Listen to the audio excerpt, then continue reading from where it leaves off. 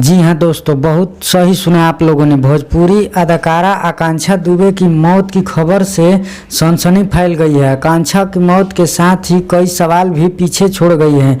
मेहनत से अपनी पहचान बनाने वाली आकांक्षा दुबे की मौत कैसे हुई, इसकी जांच पुलिस कर रही है। आकांक्षा दुबे का शव सारनाथ में बुध सिटी कॉलोनी स्थित होटल सोमेंद्र में पाया गया है। आकांक्षा देवरिया से शूटिंग के लिए 22 मार्च को बनारस आई थी।